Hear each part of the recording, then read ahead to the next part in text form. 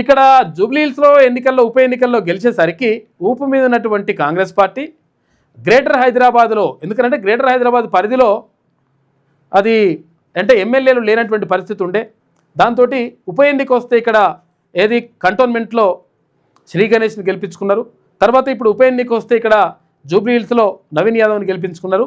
తర్వాత గ్రేటర్ హైదరాబాద్ మొత్తం కూడా అంటే తన ఆధీనంలోకి తీసుకోవాలని చెప్పేసి కాంగ్రెస్ పార్టీ భావిస్తుందంట. అందులో భాగంగా గ్రేటర్ హైదరాబాద్ పరిధిలో ఉన్నటువంటి ఏవైతే మిగిలిపోయినటువంటి పనులు ఉంటాయో ఆ పనులు చేయడం ద్వారా వాళ్ళకు దగ్గర కావాలని చెప్పేసి అనుకుంటుందంట కాంగ్రెస్ పార్టీ. అందులో భాగంగా ఏది ఎక్కడెక్కడ మిగిలిపోయిన పనులు కానీ తర్వాత అభివృద్ధి కార్యక్రమాలు కానీ ఇవన్నీ చేసుకుంటూ పోవాలని చెప్పేసి నిర్ణయించినట్టు దానిపైన ఫోకస్ పెడుతున్నట్టు. ఇప్పుడు రోడ్లు, నాలాలు, చెత్త సేకరణ, ఇతర మౌలిక వసతులపై దృష్టి పెట్టిండ్రు.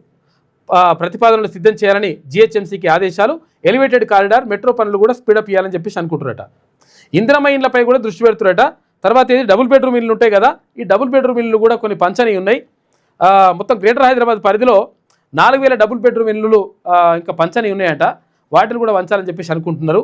ఎక్కడెక్కడికి ఎన్ని ఉన్నాయంటే హైదరాబాద్ జిల్లాలో 1400, సంగారెడ్డిలో 802, మేడ్చల్ మల్కాజ్గిరి జిల్లాలో 1043, రంగారెడ్డి జిల్లాలో 800 ఉన్నాయంట.